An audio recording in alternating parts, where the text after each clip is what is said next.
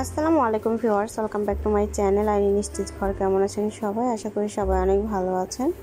দেখতেই পাচ্ছেন আজকে আমি আপনাদেরকে একে জামা কাটিং এবং সেলাই করে দেখাবো।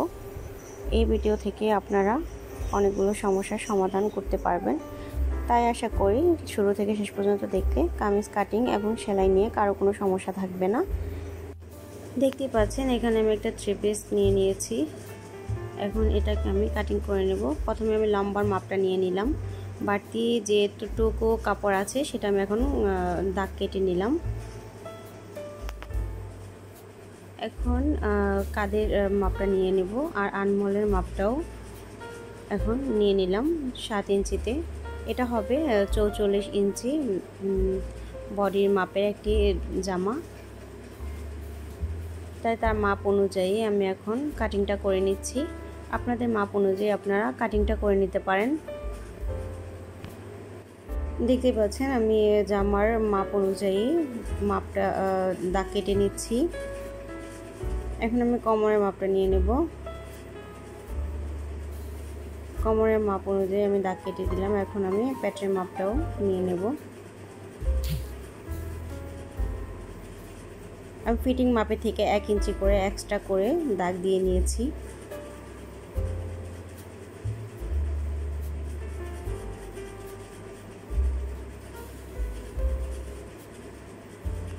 এখন নিচের যে ঘেরটা দেব সেটা দাগ দিয়ে নিলাম। এখন আমি দাগ অনুযায়ী কাটিংটা করে নেব।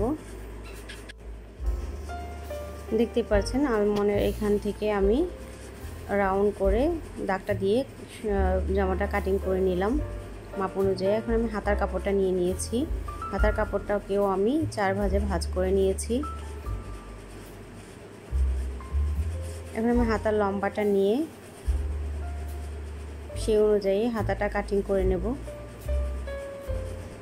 দেখতে পাচ্ছেন আমি হাতার মাপটা নিয়ে নিলাম।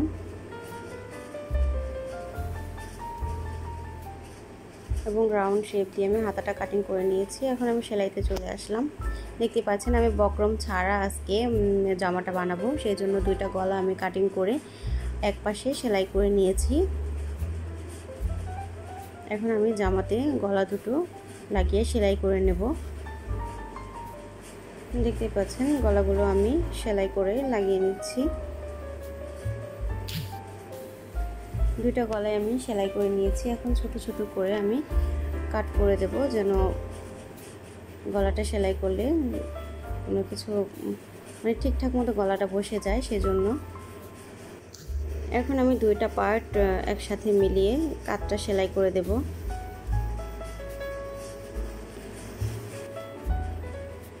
দেখতে পাচ্ছেন আমি সেলাই করে নিচ্ছি। হয়ে গেল আমার সেলাই করা। দেখতে পাচ্ছেন গলাটা আমার সেলাই করা শেষ।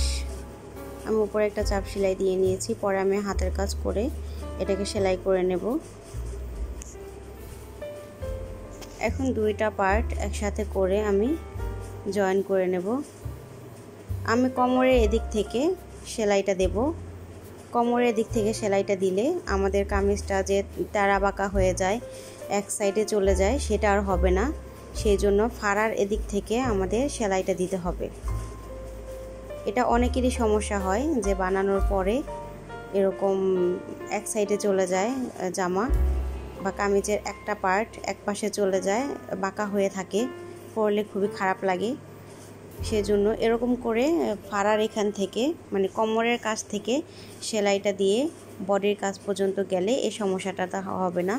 দেখতেই পাচ্ছেন আমি কোমরের কাছ থেকে সেলাইটা দিচ্ছি।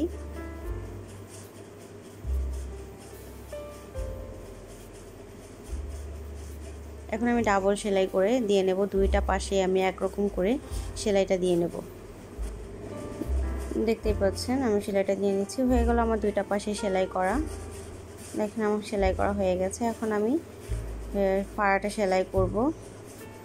ফাড়ার দিক থেকে আমি এক সুতাতেই সেলাইটা করে নেব। তার জন্য আমি একটা পাশে প্রথমে এভাবে 1/2 ইঞ্চি করে ভিতরের দিকে ভেঙে তারপরে সেলাইটা দিচ্ছি কাপড়টা। দেখতেই পাচ্ছেন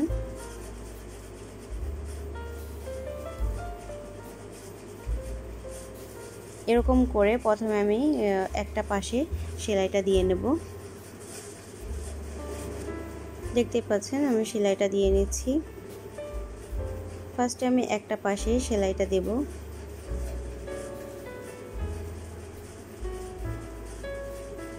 একটা পাশ আমার সেলাই করা শেষ। এখন অন্য পাশেও আমি এরকম করে একটা সেলাই দিয়ে নেব। আমি আরেকটা পাশেও এরকম করে সেলাইটা দিয়ে নেব। দেখতে পাচ্ছেন আমি আরেকটা পাশেও সেলাইটা দিয়ে নিচ্ছি। হয়ে গেল আমার সেলাইটা দেওয়া। এখন নিচের কাপড়টা ভেঙে আমি এখন সেলাইটা দিয়ে নেব। হাফ ইঞ্চি ভিতরের দিকে রেখে সেলাইটা দিতে হবে।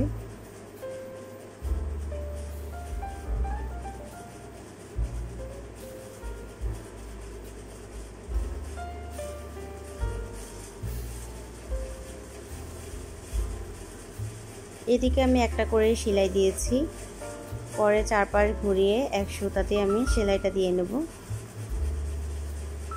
সেটা হলো সেলাইয়ের আরেকটা টেকনিক।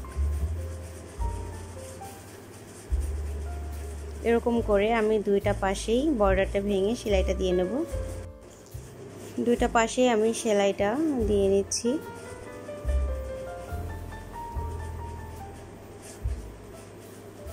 হয়ে গেল আমার সেলাই দেওয়া, একটা করে সেলাই। এখন আমি এক পাশ থেকে সেলাই দেওয়া শুরু করব।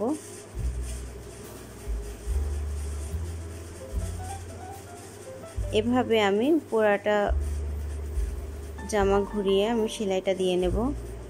নিচের বর্ডার থেকে শুরু করে ফাড়া সব কিছু আমি সেলাই দিয়ে নেব।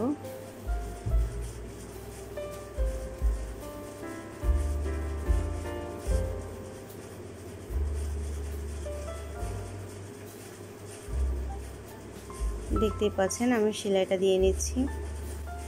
আমার কিন্তু এখানে সুতা একটু কাটতে হয়নি, আমি এক পাশ থেকে ঘুরিয়ে ঘুরিয়ে আরেক পাশে সেলাইটা এভাবে দিয়ে নিচ্ছি।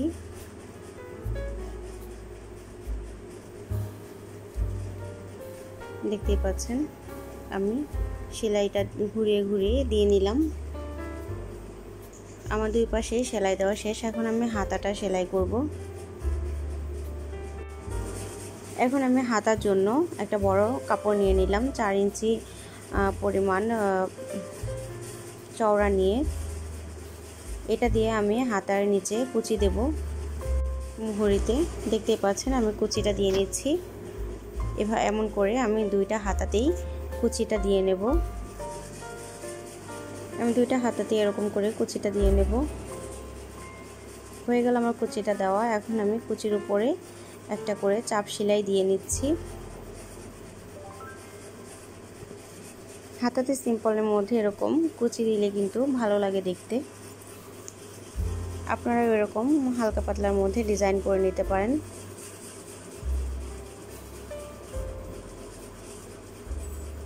এখন হাতাটা আমি মাপ অনুযায়ী সেলাই করে নেব।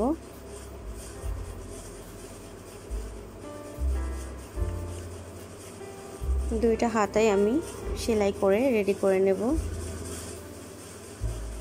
হয়ে গেল আমার সেলাই করা হাতাগুলো।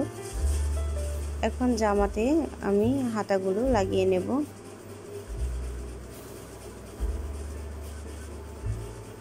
দেখতে পাচ্ছেন আমি কিভাবে জামার সাথে হাতাটা জয়েন করে নিচ্ছি।